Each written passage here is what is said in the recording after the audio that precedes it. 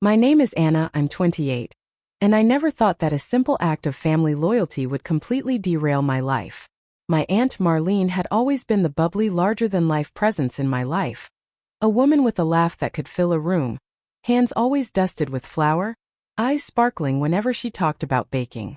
She'd been single for as long as I could remember, working odd jobs and always dreaming, and somehow in my head I was the responsible one. The one who could make sense of the numbers, who could hold the family together when the adults faltered. That's how she convinced me to co-sign a loan for her dream bakery, and how I ended up trapped in a nightmare I didn't see coming. It started on a Saturday morning in late May.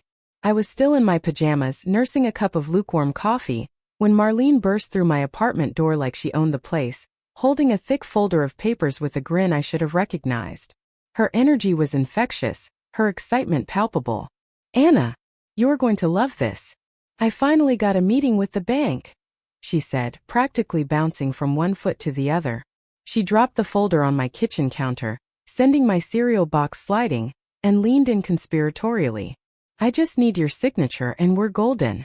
You'll be part of this dream with me." I blinked at her, trying to process the sudden onslaught. "Wait, my signature?" I said, setting my coffee down. "On what exactly?" I tried to sound casual, but my stomach sank a little. I'd known she'd been talking about opening a bakery for years, but I assumed she'd saved up, or maybe she'd get a small business loan herself. The thought of putting my own financial reputation on the line hadn't crossed my mind. "Yes, just a little cosign," she said, waving her hand like it was nothing. "It's standard. It's just so the bank knows someone responsible is backing me up. You know, a safety net." Her words were smooth, rehearsed almost, but her eyes were pleading. That was the dangerous part, the way she made me feel like this was a shared adventure, not a risk. I hesitated. "Marlene, I don't know. I've got rent, student loans, bills." My voice trailed off. I could see she had anticipated this objection. "Anna," she said softly, placing her hand on mine. "I've never asked you for anything before. This is different. I promise you it's just paperwork. Nothing will go wrong. You know how careful I've been." I wanted to believe her. Part of me did. She had been my aunt, my confidant, my second mother in some ways. She baked me cookies when I had bad days at school, stayed up all night helping me study for exams, and celebrated every little success I'd ever had. How could I say no? The next few hours were a blur of glossy bank brochures, friendly loan officers, and Marlene's relentless optimism. She talked about the bakery like it already existed. The smell of fresh bread in the morning, the sound of the oven timer dinging, customers lined up for her famous chocolate croissants. I found myself smiling despite my reservations, imagining the small shop with its pastel walls, flower pots on the windowsill, and a chalkboard menu written in her perfect cursive. "See, Anna? You're not just co-signing. You're part of this dream," she said, sliding a pen toward me. Her hand brushed mine again. I remember feeling a strange warmth, like I was doing the right thing. Like I was helping someone I loved make magic happen. I signed the papers. The pen felt heavy in my hand, though at the time, I thought that was just nerves. Marlene squealed, hugging me tight enough to make me stumble backward into the kitchen table. "You have no idea how much this means to me," she whispered. And for a moment I believed her. The first few weeks were intoxicating.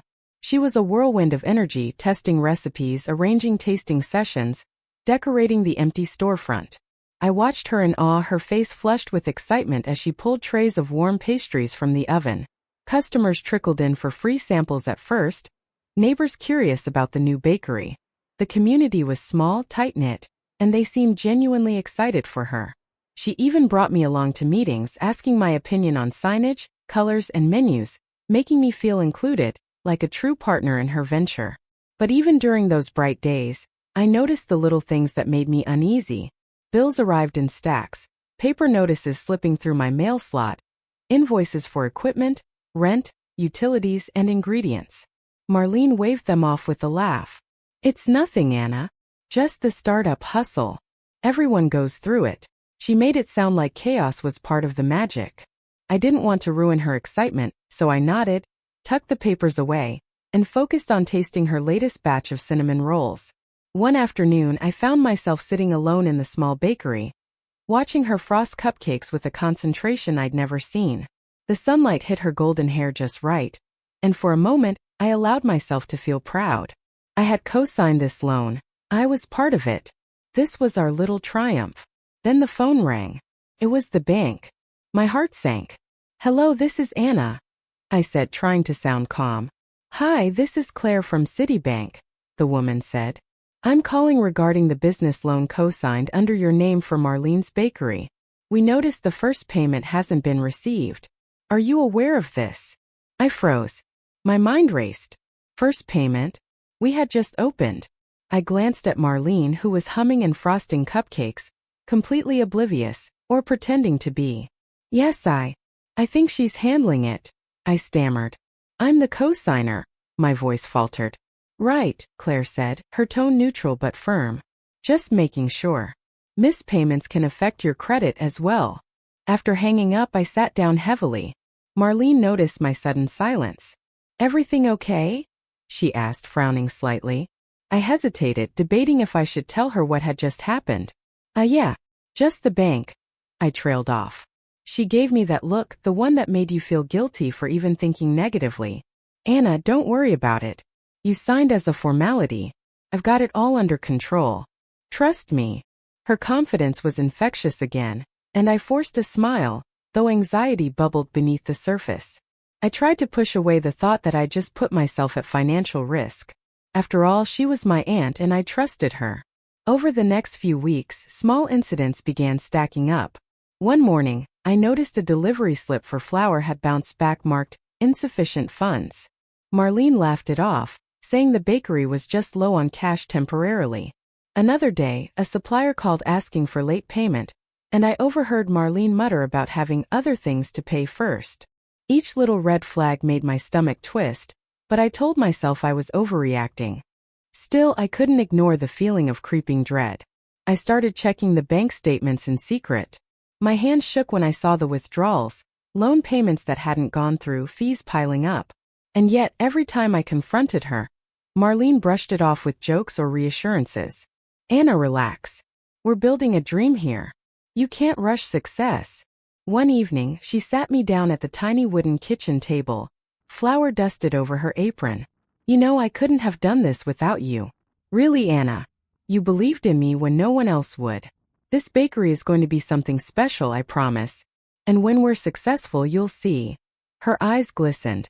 "You'll see it was worth it." I wanted to believe her more than anything. I wanted to trust her. I wanted to see this dream flourish, to feel proud that I helped it happen. But a small voice in my head whispered warnings I didn't want to acknowledge. Then came the community tasting day, an event Marlene had planned for weeks. The bakery smelled of warm sugar and vanilla, the display counters gleaming with rows of cupcakes, bread, and cookies. Families wandered in, children pressing their noses against the glass. I felt a spark of happiness, watching the excitement she created. Yet, as I scanned the room, I noticed a few tense glances from the vendors outside. Faces I recognized from grocery runs and local markets. Something about it didn't sit right. I brushed the thought aside, focusing on frosting cupcakes and making sure everyone had enough samples. I laughed when Marlene's attempt at a chocolate fountain went hilariously wrong, spilling chocolate across the counter. She grabbed a napkin and flicked some at me, and for a few seconds I forgot my worries entirely. But that evening, as I cleaned up and locked the doors, I held the stack of unpaid invoices in my hands and realized something terrifying. I had no idea what Marlene had really spent the loan money on. I had co-signed something I didn't fully understand, and the sense of responsibility weighed heavier than I could have imagined. Sitting in my car outside the bakery, the streetlights casting long shadows across the sidewalk, I felt a knot in my chest. I had wanted to help. I had wanted to support family. And yet, a sinking feeling told me this simple decision might be the start of something that could ruin me financially. But at that moment, I had no idea just how deep the consequences would run, and how quickly the dream I helped fund could turn into a nightmare I couldn't escape. The weeks after the tasting day should have been smooth, a natural continuation of the excitement from the bakery's opening. But I could feel the first real tremors of worry creeping into my chest, subtle at first, almost ignorable. It was a Wednesday morning when the first noticeable crack appeared. I was in the tiny apartment we shared rent-wise, mine upstairs, hers next door, scrolling through emails and noticing a string of past due notices in my inbox. Each one had Marlene's name on it, and my name tagged as co-signer. I remember holding my phone, staring at the screen in disbelief. It wasn't just one invoice, it was a pile. Supplier bills for ingredients, monthly rent for the bakery space, and a strange balance for a new display refrigerator I didn't even know she'd bought. My stomach turned as I realized that the cheerful assurances I had clung to were only part of the story. I had glimpsed the reality too late. I called Marlene immediately, my hands trembling. Hey, Marlene, did you get a chance to, pay the supplier invoices? My voice sounded small, hesitant, but I wanted her to be aware of my worry without accusing her. Oh, Anna, relax, she said, her voice still full of that infectious energy. It's nothing. We're fine. The supplier just gave me an extra week. Honestly, it's better for cash flow, don't you think? Cash flow.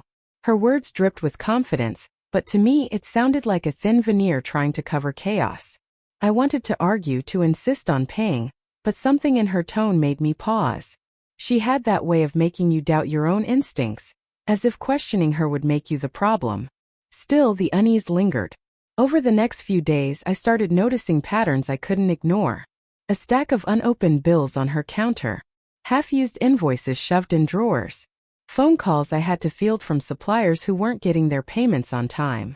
Each small incident was a puzzle piece that together formed a worrying picture. And all of it was tied to me because I had co-signed. One Friday, I went down to check on the bakery while she was busy with a morning batch of scones. The air smelled warm and sweet, a comforting mix of sugar and butter, but the counters were cluttered with unopened boxes of flour and sugar, stacked haphazardly in corners. Marlene was humming, blissfully unaware, or pretending to be, of the mounting disorder. Hey, Anna, she said, waving me over. Come taste this batch of caramel pecan muffins. They're going to be amazing. She smiled, flour dusting her cheeks like it was a playful mask. I forced a smile, taking a tentative bite.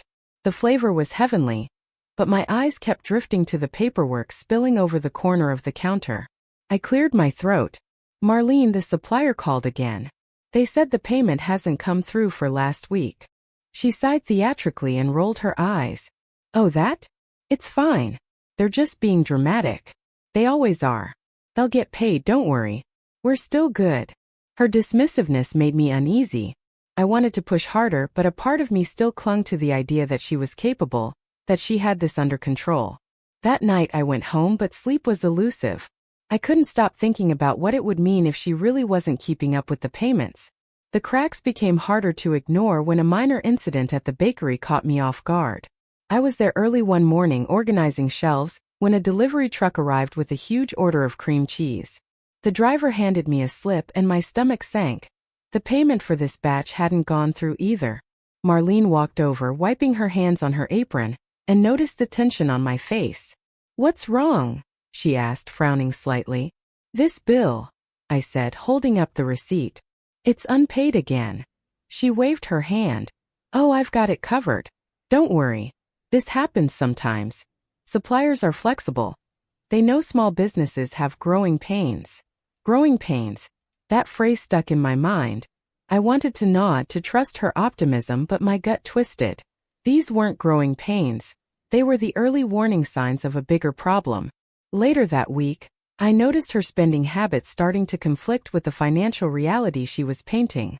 She bought a new apron set, expensive decorative jars, and some unnecessary gadgets for the bakery, all while bills sat unpaid. I wanted to say something, but whenever I tried, she would smile, flash those pleading eyes, and say, Anna, this will make the bakery special. You have to trust me. I realized then how easy it was for her to manipulate me emotionally, to make me feel guilty for even thinking about money instead of passion. And yet, I couldn't shake the gnawing anxiety. The stress seeped into my personal life too. One morning, I nearly forgot to pay my own rent. My savings were dipping faster than I realized, because I was using a portion to cover for late payments or unexpected bakery fees. Calls from my landlord began arriving more frequently, polite at first, then edged with frustration. My friends noticed I was distracted, sometimes canceling plans at the last minute, disappearing for hours to check on the bakery. One friend, Leah, finally asked bluntly, "Anna, is everything okay? You look exhausted." I tried to smile. "Yeah, just busy with the bakery," I said, hoping she wouldn't press. But even Leah wasn't fooled. She gave me that look, the one that said, "You're getting in over your head." At this point, I realized something else. The cracks weren't just financial. They were emotional. Marlene's constant charm, her insistence that everything was fine, was slowly eroding my confidence. I found myself second-guessing my instincts. If I questioned her, I felt guilty, like I was attacking her dream. But if I stayed silent, I felt complicit in something that could ruin me. One afternoon, a minor argument erupted in the kitchen over something small, a miscounted batch of cupcakes. Her frustration was disproportionate, and her words were sharp. "Anna, don't make this harder than it is. I'm handling it," she snapped. I froze. This was the first time I had felt the undercurrent of anger. The first hint that her optimism could twist into defensiveness when challenged. I wanted to tell her I was worried about the bills, about the loan, about my own life, but the words lodged in my throat. Instead, I nodded silently, retreating into the background as she fumed over the mixing bowls. The following week, my tension reached a peak when the bakery's phone rang nonstop with calls from suppliers. I tried taking the calls myself, explaining that Marlene would pay soon, trying to smooth over growing frustration. By mid-afternoon, my voice was hoarse, my hands trembling from anxiety and exhaustion. Marlene looked at me, concerned, finally noticing my stress. "Anna, you're overthinking everything," she said, resting her hand on my shoulder. "You're letting little things ruin the joy. Trust me. I have it all under control." Her words should have comforted me, but instead they pierced me. I realized she didn't see the problem, or worse, she refused to. My mind raced. If she couldn't manage it now, what would happen when the bigger payments came due? What about the loan I had co-signed? My heart sank with the weight of responsibility I hadn't fully anticipated when I signed those papers. Even my neighbors began noticing subtle cracks in the dream. One afternoon, Mrs. Hargrove, who ran the corner market, casually mentioned seeing the bakeries, closed for the day, sign multiple times. Another neighbor said they had heard the supplier complaining to Marlene over the phone. The community's initial excitement was fading, replaced with quiet skepticism. I could feel the gossip as a pressure I couldn't escape. Everyone assumed things were running smoothly, and now I was starting to doubt everything. To make matters worse, Marlene's charm now carried an edge of defensiveness. If I tried to discuss the finances, she would pivot to emotions. "Anna, you don't understand how stressful this is. I'm trying my best. Can't you just let me do this my way?" Her words cut through me like ice. I was responsible for the loan, responsible for my own financial future, and yet I felt powerless. By the end of the second month, the cracks were undeniable. Payments were late, anxiety was constant, and my own life was starting to unravel quietly. Each unpaid invoice, each defensive comment, each late-night anxiety attack was a new fissure in the dream I had helped create. And I realized, with a sinking sense of inevitability, that if these cracks weren't addressed soon, they would turn into gaping holes I might never climb out of. Sitting alone one night, flipping through receipts and bank statements, I couldn't stop thinking about the first day I signed that loan. Back then I had felt pride, hope, and love. Now I felt betrayal, doubt, and fear. And I knew deep down that these cracks were only the beginning. An early warning that this dream, however sweet it smelled, could become a trap that would consume both Marlene's future and mine. The realization that the cracks were widening hit me like a cold punch the following Monday morning. I had been awake since 4 a.m., unable to sleep after a restless night spent sorting through bank statements, unpaid invoices, and notes scribbled with amounts I didn't fully understand. My fingers ached from tallying the numbers, and my coffee had gone cold half an hour ago. The bakery loomed outside my window, sunlight bouncing off its pastel exterior. But the image that once made me proud now felt like a looming weight. I knew that ignoring the bills wouldn't make them disappear. The first call came just as Marlene slid a tray of warm croissants onto the counter, humming like nothing was wrong. The supplier's voice was clipped, urgent. "Miss Anna? We've tried contacting Marlene multiple times. The account is seriously overdue. If we don't receive payment by the end of today, we'll have to escalate." I gripped the phone so tightly my knuckles turned white. I understand," I muttered, though my voice sounded small and uncertain. The word escalate echoed in my head like a warning bell. I glanced at Marlene, who was still laughing with a customer over a chocolate cake decoration, oblivious to the mounting tension. "Anna, who was that?" she asked, wiping flour off her hands. "Just a supplier about a payment," I said cautiously. "They're saying it's overdue." Marlene waved me off. "Oh, relax. I've got it handled. Don't stress over it." But I couldn't relax. I watched her manage the bakery with her usual charm, greeting customers and arranging pastries, yet everything around her was quietly unraveling. Boxes were stacked haphazardly, the registers occasionally short on receipts, and the inventory lists didn't match the stock. Every glance, every small misstep made me flinch. By that afternoon, the first real confrontation happened. Marlene and I were in the back room, sorting ingredient deliveries when I could no longer contain myself. "Marlene, this can't go on. Payments are late, invoices are piling up, and I'm the one who co-signed. We need a plan, or this could ruin both of us." My voice shook, a mix of fear and frustration. Her eyes widened and then narrowed slightly, an unusual flicker of defensiveness creeping in. "Anna, why are you making this so dramatic? Everything's fine. I told you small businesses have growing pains. Stop worrying. You're going to ruin the mood with all this negativity." The word stung, but it was the tone that hurt most, sharp, impatient, almost accusing.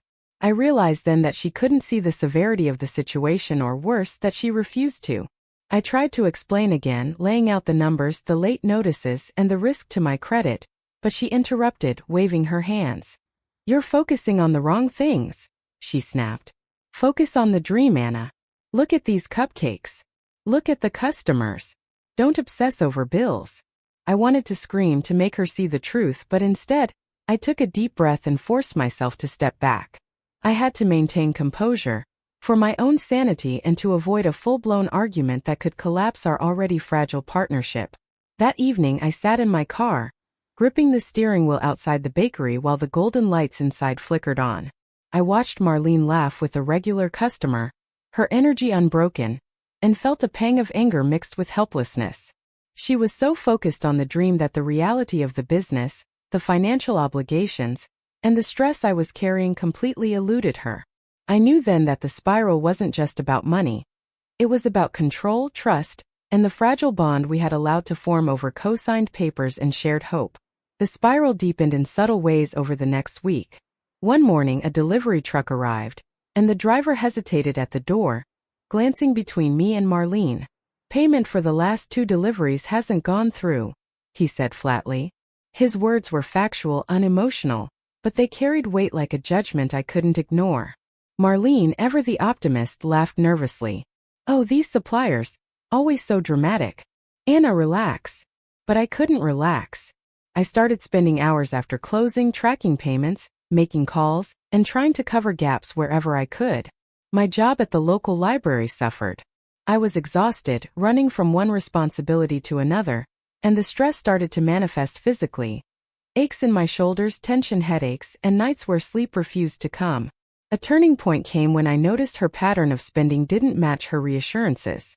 She bought a set of professional baking knives online, claimed they were essential, but I discovered receipts for decorative items that had nothing to do with production.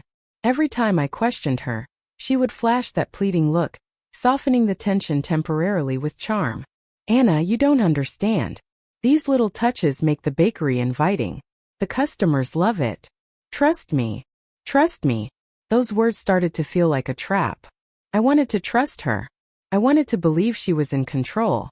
But deep inside, I knew we were spiraling out of control, and I was carrying more than my fair share of the risk. Then came the phone calls that pierced me with a new kind of stress, collections. At first, polite reminders. Then firmer, more insistent warnings. "Ms. Anna, this is your responsibility as co-signer. Immediate payment is required." My heart would pound each time the phone rang. I avoided calls sometimes, hoping the problem would vanish, but it never did.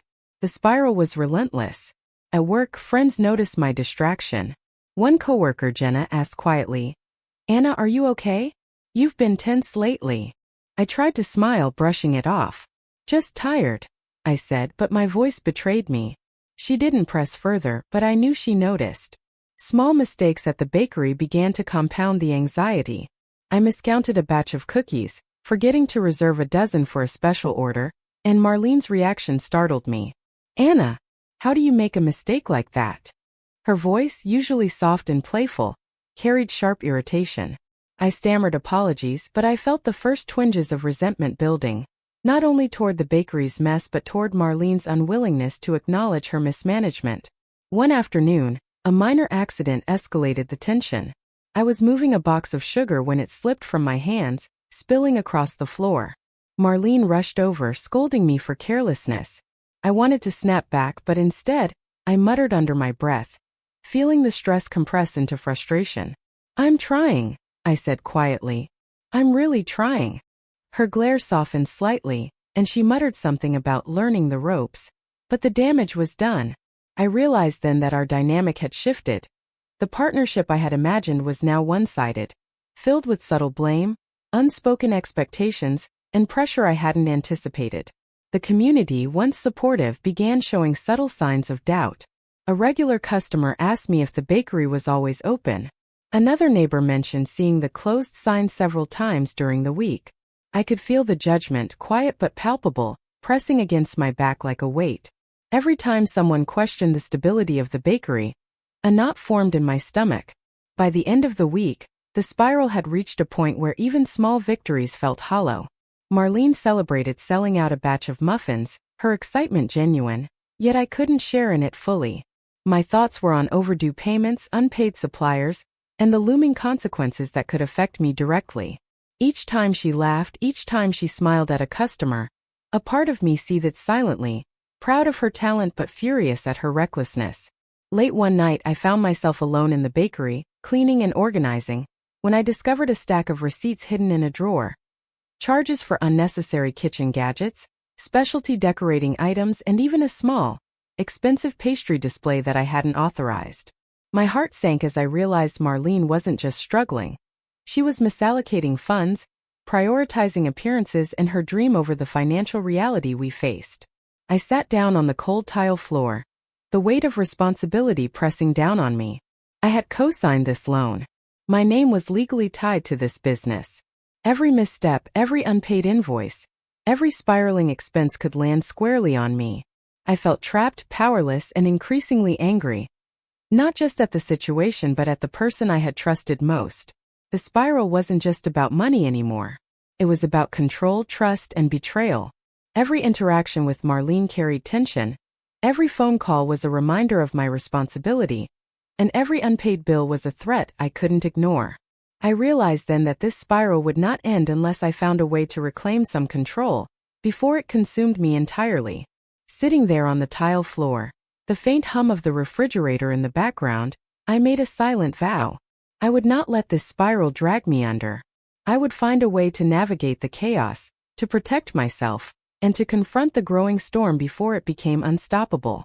But at that moment all I could do was breathe, try to steady my hands, and listen to the bakery that smelled so comforting yet felt like a cage.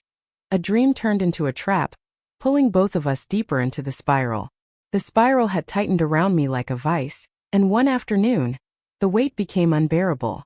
I had been sifting through invoices and receipts in the quiet of the bakery, trying to make sense of the numbers, when I noticed something that made my stomach drop. Several payments Marlene had promised to cover had not only been late, they had been misdirected entirely. The bakery's money had been spent on personal items, expensive decorative pieces, and even small gifts she claimed were investments for customer experience. My hands shook as I flipped through the receipts, my eyes stinging. I felt a strange mix of anger, disbelief, and hurt. Every reassuring word she had given me, every pleading look, had been, at least in part, a mask. I wanted to confront her immediately, to demand explanations, but something held me back. The fear of her reaction, the dread of the confrontation, and the weight of my own responsibility as co-signer froze me in place. The first real sign that the community was noticing the cracks came a few days later. A neighbor, Mrs. Hargrove, stopped me outside the bakery, her expression hesitant. "Anna, I hope you don't mind me asking," she said carefully, "but is everything okay with the bakery? I've seen it closed a few days this week, and the suppliers have been asking questions." My heart pounded. I forced a polite smile, trying to brush off her concern. Yeah, it's just a few unexpected delays. Nothing major. But I could feel her doubt pressing into me like a cold wind. She didn't push further, but the seed of embarrassment had been planted. By that evening, the betrayal became impossible to ignore. I had discovered online that a local blog, run by a woman who reviewed neighborhood businesses, had written a glowing post about the bakery, but tucked into the review were subtle hints about inconsistency. I was excited to try the famous croissants, but the bakery was closed unexpectedly, and the staff seemed frazzled. Hope they get everything sorted soon. The word stung. The community's curiosity and support were beginning to twist into judgment, and it was all tied to me through the co-signed loan. That night, I confronted Marlene in the quiet of the empty bakery. Marlene, I know what's going on. I saw the receipts. I know where the money went. My voice was low, deliberate, trembling with a mix of fear and fury. She froze for a moment, her hands hovering over the counter. Her usual sparkle was gone, replaced with a mask of mild surprise. What are you talking about? She asked, though her eyes betrayed a flicker of guilt. I held up the receipts, letting them slide across the counter toward her. All of this, personal purchases, gifts, decorations, you told me everything was for the bakery. I trusted you. I signed for this. And now my name, my credit, my life are at risk because of your choices. Her expression hardened, and I felt the first real chill of betrayal cut through me. Anna, calm down. You're overreacting. I told you it was fine, she snapped. No, Marlene, I said, my voice rising. You lied to me. You made me believe this was about the bakery, about a dream, and instead, you've been spending recklessly while I shoulder the risk. Her shoulders slumped, a mix of shame and defiance flickering across her face. I didn't think it would be such a big deal. I wanted it to be perfect. I didn't mean for it to spiral. Spiral? I repeated, incredulous. This isn't a small mistake. This is betrayal. This is me facing collections calls, angry suppliers, and sleepless nights while you played house. For a moment, silence filled the bakery, broken only by the hum of the refrigerator and the faint clatter of baking pans. Then in a soft, almost desperate voice, she said, Anna, I didn't think it would get this bad. I didn't want to hurt you. I thought you'd understand. I felt a wave of exhaustion hit me, the emotional toll of weeks of worry finally breaking through. Understand? Understand that I could lose everything because you can't manage money responsibly? Understand that I trusted you. Her eyes filled with tears, and for a moment I thought I saw genuine remorse. But underneath it, I sensed a subtle deflection. The same charm and emotional pull she had used to convince me to co-sign in the first place. She was still protecting herself, still trying to control the narrative. The next morning I took a bold step. I called the bank myself, explaining that I was the co-signer and wanted to understand the full scope of the outstanding balances. As I listened to the account details, I realized the truth was worse than I imagined. Late fees, accrued interest, and unpaid invoices had added up far beyond what I had anticipated. My hands were trembling, my stomach twisting in knots, but I felt a small surge of determination. At least now I had the knowledge. At least now I knew the battlefield I was standing on. With the financial reality in front of me, I started piecing together how this betrayal had unfolded. Marlene had been charming, persuasive, and manipulative in small doses, keeping me distracted with her passion for baking while the money quietly slipped away. Every emotional plea, every reminder of our shared dream, had been a calculated move that I hadn't recognized until now. Later that day, another exposure occurred. A supplier I had tried to call repeatedly finally walked into the bakery, his expression tight with frustration. Miss Anna, he said, looking between me and Marlene, I've been patient. I need confirmation that the payments will be made, or I'll have to escalate this. Marlene opened her mouth, but I held up my hand. I'll handle this, I said, feeling a surge of resolve. We're going to settle the account today. The tension was palpable. The supplier's eyes flicked between us, measuring, waiting. I realized then how public the exposure had become, not just within the community, but in the small, immediate circle of people who mattered. The bakery's reputation, our credibility, and my personal responsibility were all on the line. That evening, I confronted Marlene again, trying to anchor the discussion in facts. "Marlene, look at this," I said, spreading receipts and invoices across the counter. "Every unpaid bill, every misallocated payment, every supplier complaint. It's all here. I can't just ignore this, and I won't. You can't pretend it's fine anymore." She looked away, biting her lip, her hands twisting in her apron. "Anna, I didn't realize it had gotten this out of hand. I thought we'd figure it out as we went." I took a deep breath, forcing myself to stay calm. "Figure it out? Marlene, this isn't just about figuring it out. This is about responsibility, trust, and consequences. I'm the one who will pay if this spirals further. Do you understand that?" For the first time, she seemed genuinely shaken. Her shoulders slumped, and her eyes welled with tears. I didn't mean for it to get so far. I thought you'd understand. I thought you'd trust me." Her words hung in the air like smoke, heavy and suffocating. I realized then that the betrayal was layered. Not just financial but emotional. She had relied on my trust as leverage, and the exposure of the truth was now a force neither of us could ignore. That night I couldn't sleep. I replayed every conversation, every reassurance, every time I had brushed off a red flag in favor of her charm and enthusiasm. I felt hurt, yes, but also a growing sense of clarity. The betrayal was undeniable, but so was the lesson. Trust can't be blind, and hope without accountability is dangerous. By the end of the week, exposure had taken another form. One of the local community groups, who had hosted a small support local businesses post online, began asking questions about late openings and inconsistent service. Friends reached out cautiously, some with subtle hints, others with direct inquiries. Every message felt like a reminder that the situation was no longer private, no longer a small secret between me and Marlene. It was visible, undeniable, and tied directly to me. And yet, in the middle of this chaos, a new resolve began to grow. I started drafting a plan to take control, to protect myself, to confront the mess head-on. I made a list of overdue payments, started communicating directly with suppliers, and carefully documented every financial discrepancy. The spiral of chaos had been exposed, yes, but with exposure came knowledge, and with knowledge came power. Sitting in the quiet bakery late one night, the hum of the fridge punctuating the silence, I realized something important. Marlene's betrayal was painful, infuriating, and deeply personal, but it also illuminated the truth.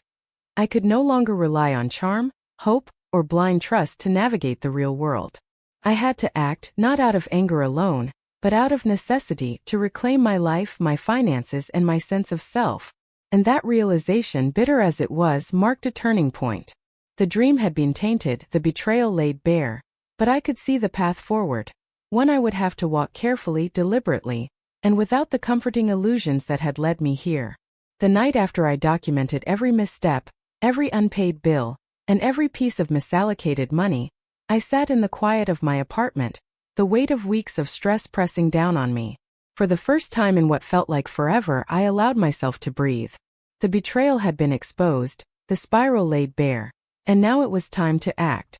I picked up my phone and started making calls, not to beg, not to apologize, but to take control. Suppliers, the bank, even a few neighbors who had quietly inquired, all received calm, clear explanations that I was now handling the situation directly. My voice was firm, my tone measured, and I realized with a strange satisfaction that no one questioned me. I had stepped into authority, and for the first time I felt a spark of relief. The next morning I confronted Marlene, who arrived with her usual energetic bounce, completely unaware of the decisions I had already made overnight. She had brought a tray of muffins to celebrate a busy week. I looked at her, calm but resolute, and said, "Marlene, I need you to step back from the finances entirely. From now on, I'm handling the bills, the invoices, and the accounts.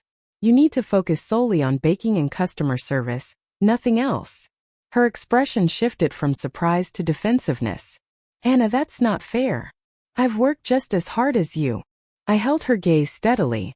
"I know you've worked hard and I value your baking, but your choices have put us both at risk. I'm not punishing you.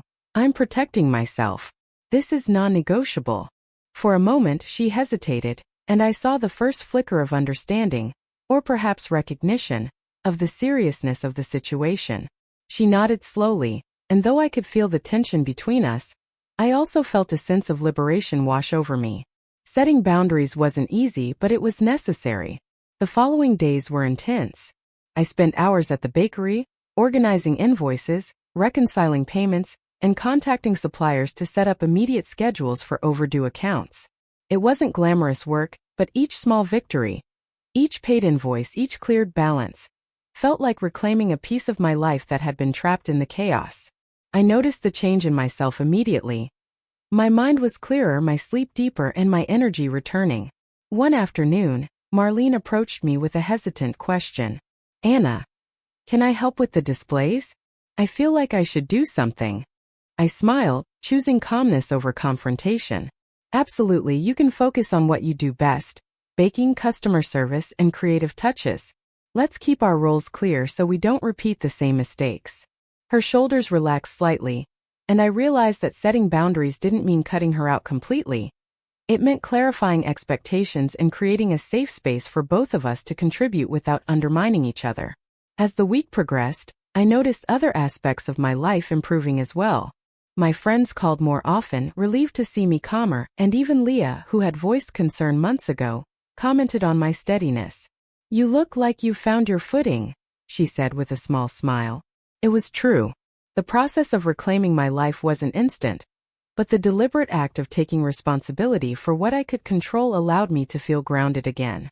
Even small things, making time for a proper lunch, checking in with neighbors without dread, laughing without guilt, started to return. Yet boundaries had to extend beyond the bakery. I realized that part of reclaiming my life meant being honest with Marlene, directly and without anger, about the consequences of her earlier choices. One evening, as we closed the bakery, I spoke plainly. "Marlene, I need you to understand something. The mismanaged finances weren't just numbers on a page. They affected my credit, my savings, and my peace of mind. You can't continue to act as if those consequences are abstract or distant. I won't let that happen again." She looked down, nodding slowly. I get it. I didn't realize how much it was affecting you. I'm sorry, Anna. Really." I felt the sincerity, but I also knew that apologies alone weren't enough. Boundaries required structure. I proposed a simple system. She would focus on baking and customer interactions. I would handle payments, bookkeeping, and scheduling. No exceptions. No emotional negotiations over the finances. She agreed, reluctantly but without argument. With the structure in place, the bakery slowly started regaining stability. I tracked payments meticulously, communicated clearly with suppliers, and even implemented a simple spreadsheet to monitor cash flow. Each cleared balance, each supplier who thanked me for following up, felt like a small reclaiming of agency. The most satisfying moment came one morning when a supplier walked in and said, "Miss Anna, I have to say, I'm impressed. All accounts are up to date, and communication has been smooth. I know this wasn't always the case." I smiled, feeling a surge of quiet pride. "Thank you. We're making it work." Even Marlene seemed to sense the change. She arrived at the bakery that day, carrying a batch of cupcakes, and for the first time, I noticed a hint of genuine appreciation in her eyes.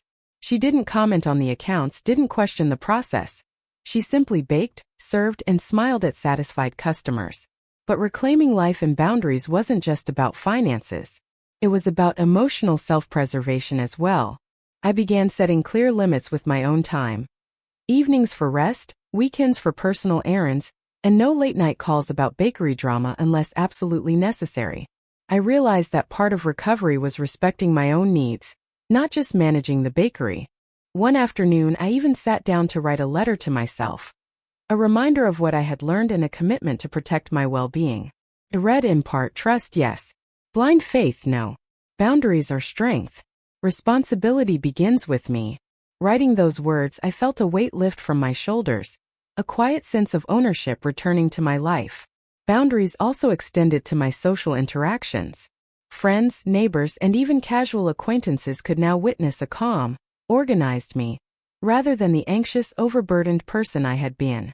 Their reactions were subtle but affirming.